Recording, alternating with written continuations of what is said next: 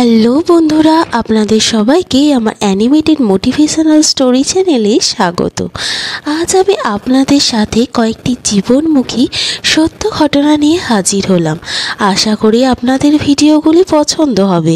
চলুন ভিডিওগুলি পরপর শুরু করা যাক। এখনকার মেয়েরা কতটা চালাক জানেন?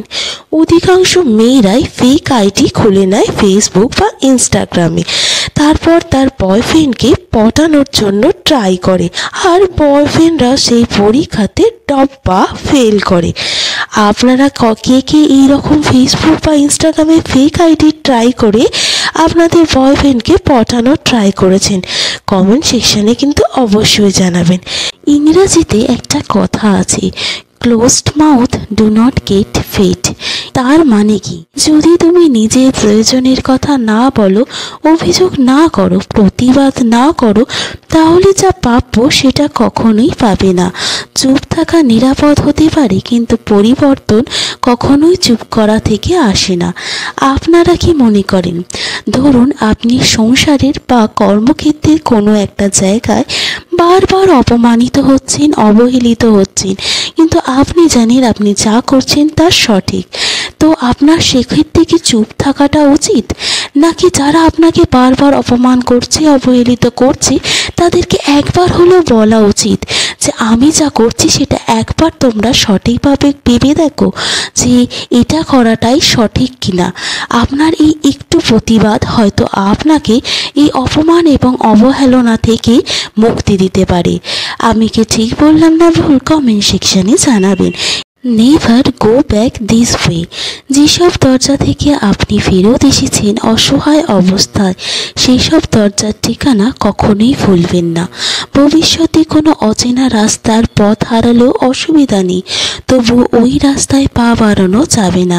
যেখান থেকে একবার তুচ্ছ তাচ্ছিল্য হয়ে ফিরে এসেছেন, সেখানে আর কখনোই ফিরে তাকাবেন না, তাকানো উচিতও না। সত্যি, আপনার অসহায় অবস্থায় আপনি যাদের কাছে সাহায্যের জন্য গিয়েছিলেন, তাদের মধ্যে যারা আপনাকে ফেরত পাঠিয়েছে, আপনার সুসময় আসলে তাদের কাছে যাওয়া উচিত নয়, কারণ তারা আপনার কাছে শুধু সুসময়ের বন্ধু, অসময়ের নয়। যারা আপনার অসময়ে আপনার সাথে থেকেছে, আপনার পাশে থেকেছে, তাদের কাছে যান এবং তাদেরকে সম্পূর্ণরূপে সাহায্য করুন যতটা আপনার সাহায্য, তাহলে দেখবেন আপনার জীবন শান্তিতে ভরে উঠবে। তাই এইসব অযাচিত সম্পর্কগুলোকে মেনটেন করার কোনো দরকার নেই।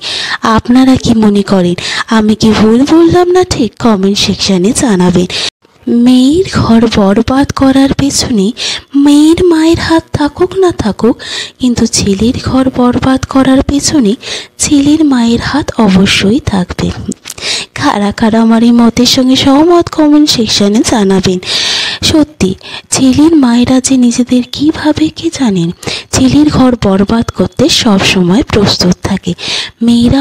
মেয়ের মা হয়তো মেয়েকে বলবে এই সিচুয়েশানটা তুই অ্যাডজাস্ট করে নি, কিন্তু ছেলের মা তাকে শেখাবে তুই ছেলে, তুই কেন এইসব সিচুয়েশানে অ্যাডজাস্ট করবি? করতে হলে ওরা করবে, তোর কেন করা হয়েছে? তুই হলি ছেলে, তুই সবসময় যা বলবি তাই হবে, সব কিছু সিচুয়েশানের কন্ট্রোল তোর হাতে। এই সমস্ত মেন্টালিটির জন্য আজ দিনের পর দিন ডিভোর্সের মতো ঘটনাগুলি সামনে আসছে। আপনারা কি মনে করেন আমি ঠিক বলছি না ভুল? কমেন্ট সেকশানে জানাবেন। বাবা মা ঝগড়া করলে আমার কাছে এমনভাবে বিচার চায়, মনে হয় তাদের বিয়েটা আমিই দিয়েছি। আপনাদের বাড়িতে যখন বাবা মা কোনো ছোটোখাটো বিষয় নিয়ে ঝামেলা করে, তখন আপনাদের কাছেও কীরকম বলে, বল তো তোর কি মনে হয় আমার দোষ না তোর মায়ের দোষ? এরকম কোনো ঘটনার সম্মুখীন হয়েছেন? কমেন্টে জানাবেন। এখন আমি দেখি বাড়িতে যে বিষয় নিয়েই ঝামেলা হোক না কেন, শেষমেশে আমার ফোন কাটার কথাটা উঠবেই। কেন? আপনাদের সাথেও কি এরকম হয়? আপনাদের বাড়িতে যে কোনো ধরনের সমস্যা হোক, লাস্টে সেই আপনাকে আপনার ফোন চালানো নিয়ে খোঁটা খেতেই হবে। কাদের সঙ্গে এরকম হয়েছে কমেন্ট সেকশানে জানাবেন। তুমি যাকে পেয়ে অবহেলা করছো, তাকে কেউ তীব্রভাবে চেয়েও পায়নি। সত্যি, আমরা আমাদের জীবনে আসা কোনো মানুষকে পেয়েও তাকে অবহেলা করি, কিন্তু সেই মানুষটিকে অন্য কোনো মানুষ তীব্রভাবে চেয়েছিল, সে তাকে তার জন্য অপেক্ষায় দিন গুনছিল, কিন্তু সেই মানুষটিকে সে কোনো দিনই পায়নি। আমরা যাকে পাই আমরা তার কদর করি না, যাকে পাই না তার জন্য আমরা ব্যাকুল হয়ে উঠি। কেন আমরা এমনটা করি জানি না। যে ভালোবাসাকে পেয়েছি তার কদর করতে জানি না, কিন্তু যা পাইনি তার জন্য সারাক্ষণ মন বিচলল থাকে। আপনাদের সাথে কার কার এরকম হয়েছে কমেন্ট সেকশানে জানাবেন। এখন আমি বলবেন যে আমি বেশি বলছি, কিন্তু আমি বলি আমি 19-20 বছর বয়সে যা অ্যাচিভ করেছি তা আপনারা 40-50 বছর বয়সেও অ্যাচিভ করতে পারেননি। যেমন চুল পড়া, চোখে কম দেখা, সকালে পেট ব্যথা হওয়া, রোজ মজ্জায় ব্যথা হওয়া, হাঁটুতে ব্যথা হওয়া, মাথা ঘোরানো, কিছু মনে রাখতে না পারা, কিছু করতে না পারা, বসলে উঠতে না পারা, বইসেলে উঠলে দুনিয়া অন্ধকার হয়ে যাওয়া, খেতে না পারা, আরও কত কি। আপনারা এই 40-50 বছরে কী কী অ্যাচিভ করেছেন, আর কারা আমার মতো 19-20 বছর বয়সে কী কী অ্যাচিভ করেছেন কমেন্ট সেকশানে জানাবেন। মেয়েরা কখন পাক্কা সংসারী হয়ে ওঠে জানেন? যখন তার মা অসুস্থ হয়, তখন তাকে রান্না শিখতে হয়, ঘরের কাজ শিখতে হয়, একাই সামনে নেয় পুরো পরিবারটাকে। এইভাবে অকর্মা অলক্ষী করে মেয়েটা সংসারে তখন সব খুঁটিনাটি শিখে হয়ে যায় দশকর্মা লক্ষ্মী এবং সংসারের জন্য আদর্শ। আশ্চর্যের বিষয় হচ্ছে যে এই সময়টা সব মেয়েদের জীবনে একবার হলেও আসে। আপনার জীবনে কি এরকম কোনো সময় এসেছে?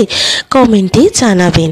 6 মাস ধরে ফেসবুকে প্রেম করার পর আজ আমি দেখা করতে গেছি আমার প্রেমিকের সাথে। তো দেখা করতে আসার পর আমরা দুজনে চুপচাপ বসে আছি, কি বলবো কিছুতেই খুঁজে পাচ্ছি না। তারপর আমি বললাম কিছু তো বলো। সে যা বলল তা শোনার জন্য আমি মোটেও প্রস্তুত ছিলাম না। সে বলল তোমার মাথায় উকুন আছে? তারপর আমি তার দিকে তাকিয়ে চোখ বড় বড় করে আর কিছুই কি বলবো বুঝতে না পেরে তাকে বললাম হ্যাঁ আছে, আসো তোমার মাথাতে উকুন এনে দিই। আপনাদের এই ফানি ভিডিওটি কেমন লাগলো কমেন্টে জানাবেন। এরকম আরও ভিডিও পাওয়ার জন্য আমার চ্যানেলটিকে সাবস্ক্রাইব করে রাখবেন।